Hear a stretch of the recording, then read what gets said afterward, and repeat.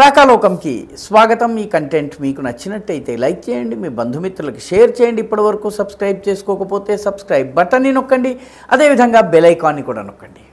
మిత్రులారా, పహల్గాం దాడి దాని అనంతర పరిణామాల నేపథ్యంలో భారత పాకిస్తాన్ల మధ్య ఉద్రిక్తతలకి ఇరాన్ ఇజ్రాయెల్ ఉద్రిక్తతల మధ్య చాలా పోలికలు ఉన్నాయి।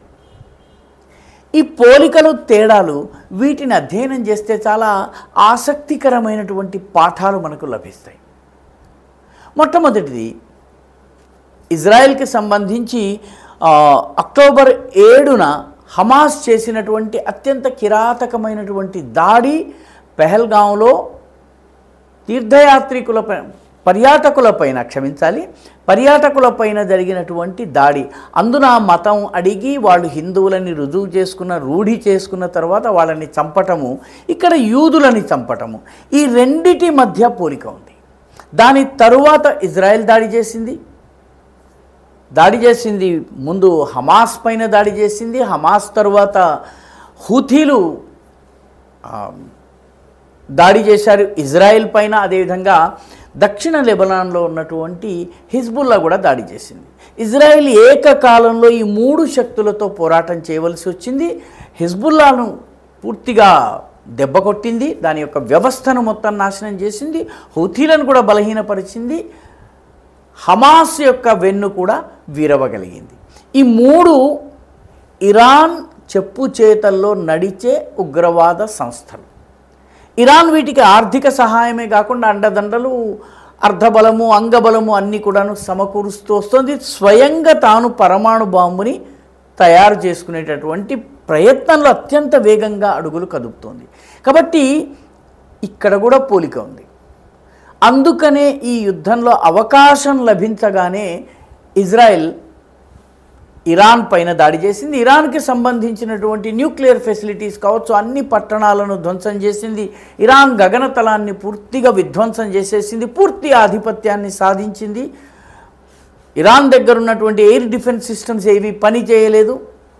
ఇక్కడ కూడా మన పహల్గాం అనంతర సంఘటనలతో పోలిక కనిపిస్తుంది। పాకిస్తాన్కి సంబంధించిన ఎయిర్ డిఫెన్స్ సిస్టమ్స్, రేడార్స్ ఏవి పని చేయలేదు। పాకిస్తాన్ పంపినటువంటి డ్రోన్స్ పని చేయలేదు, పాకిస్తాన్ పంపినటువంటి మిసైళ్ళు నిష్ప్రయోజనం అయిపోయినాయి, పాకిస్తాన్కి సంబంధించినటువంటి వైమానిక దళపు యుద్ధ విమానాలు విధ్వంసమైపోయినాయి, 11 ఎయిర్ బేసెస్ పూర్తిగా ధ్వంసమైపోయినాయి, అవి మళ్ళీ రిపేర్ కావడానికి చాలా కాలం పడుతుంది। సో చాలా పోలికలు ఈ రెండు రకాల సంఘటనల మధ్య ఉన్నాయి। అయితే రెండు ప్రధానమైనటువంటి తేడాలు ఉన్నాయి। ఈ రెండు ప్రధానమైన తేడాలు ఈ రెండు దేశాల అప్రోచ్ విషయంలో మనకి చాలా పాఠాలు చెప్తాయి। మొట్టమొదటిది, భారతదేశము తన దాడి ఉగ్రవాద స్థావరాలకు పరిమితం చేసింది। పాకిస్తాన్ రెచ్చగొట్టే ప్రయత్నం చేసి డ్రోన్లను, మిసైళ్లను, యుద్ధ విమానాలని పంపిన తరువాత మాత్రమే భారతదేశం పాకిస్తాన్ యొక్క రెడార్ సిస్టమ్ని, ఎయిర్ డిఫెన్స్ సిస్టమ్ని, దాని డ్రోన్లను పంపించేటటువంటి సిస్టమ్ని, వ్యవస్థని, దాంతోపాటు దాని వైమానిక దళానికి చెందినటువంటి మొత్తము 11 ఎయిర్ బేసెస్ని విధ్వంసం చేసేసింది। ఆ ప్రయత్నంలో కిరాణా హిల్స్లో, సర్గోధాలో, అదేవిధంగా నూర్ఖాన్ ఎయిర్ బేస్లో జరిగినటువంటి దాడులు అటామిక్ లీకేజీకి దారితీశాయి। సరిగ్గా ఇజ్రాయెల్ చేసినటువంటి దాడులు నతాన్స్ కావచ్చు, టెహరాన్ కావచ్చును, లేకపోతే తబ్రిజ్ కావచ్చు, ఈ ఇస్ఫహాన్ కావచ్చు, ఈ పట్టణాలన్నిటిపైన జరిగినటువంటి దాడులు న్యూక్లియర్ ఫెసిలిటీస్ మీదనే జరిగినాయి। వాళ్ళ యొక్క వైమానిక దళ సామర్థ్యాన్ని దెబ్బతీసేందుకు ప్రయత్నం జరిగింది। అయితే ఒక్క తేడా ఉంది, ఇజ్రాయెల్ ఎక్కడ స్కోర్ చేయగలిగింది, భారతదేశము ఏది చేయలేదు అని కనుక చూసినట్టయితే, ఇజ్రాయెల్ వైమానిక దాడులు చేయటము, న్యూక్లియర్ ఫెసిలిటీస్ మీద దాడి చేయడంతో పాటు సైనిక అధికారులను, ఉన్నత స్థాయి సైనిక అధికారులను, అదేవిధంగా వాళ్ళ పరమాణు పరీక్షలకి సంబంధించి, పరమాణు పరిశోధనలకు సంబంధించిన వ్యవస్థ, చైన్ ఆఫ్ కమాండ్ ఏదైతే ఉందో దాన్ని పూర్తిగా ధ్వంసం చేసింది। దాదాపు 15 మంది టాప్ ఆర్మీ జనరల్స్, అదేవిధంగా న్యూక్లియర్ సైంటిస్టులను పూర్తిగా ఎలిమినేట్ చేయగలిగింది. భారతదేశం ఆ తరహా దాడి చేయలేదు. ఆసిమ్ మునీర్నో లేకపోతే ఇంకొకరినో ఐఎస్ఐ చీఫ్నో భారతదేశం టార్గెట్ చేయలేదు. ఈ విషయంలో ఇజ్రాయెల్ స్కోర్ చేసింది. అయితే మరొక విషయంలో భారత్ స్కోర్ చేయగలిగింది, ఇజ్రాయెల్ ఫెయిల్ అయింది. అది ఎక్కడ అంటే భారతదేశపు గగనతలంపైన జరిగినటువంటి డ్రోన్ దాడులు కానీ, మిసైల్ దాడులు కానీ, వైమానిక దాడులు కానీ, పాకిస్తాన్ నుంచి వచ్చిన ప్రతి దాడిని మన ఎయిర్ డిఫెన్స్ సిస్టమ్, ఆకాశ్ తీర్ కావచ్చును, S-400 కావచ్చును, మిగతావి అత్యంత సమర్థవంతంగా నిలుపు చేయగలిగినాయి.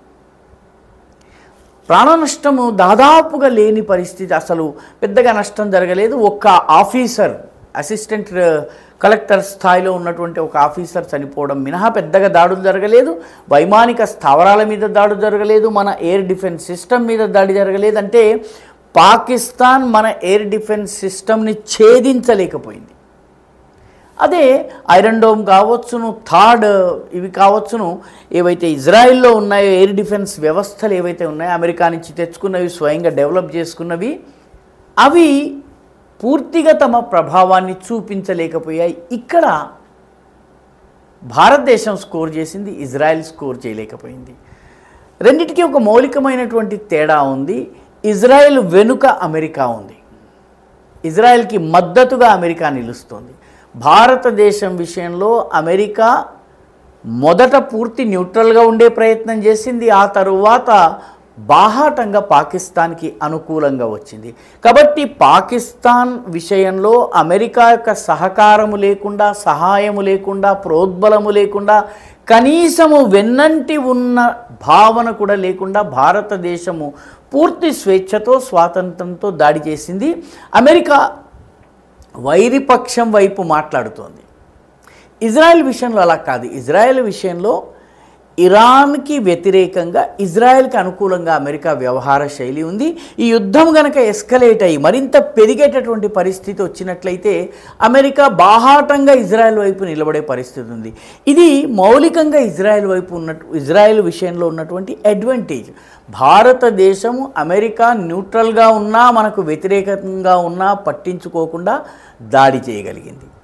అయితే మనము ఇంకొక మౌలికమైనటువంటి తేడా ఏంటంటే, మనము వాళ్ళ న్యూక్లియర్ సైట్స్ పైన భారతదేశం ఏదైతే దాడి చేసినట్టుగా చెబుతోందో పాకిస్తాన్, ఆ దాడిలో రేడియేషన్ లీకేజ్ జరిగింది, ఇవన్నీ కూడా ప్రూవ్ అయినాయి.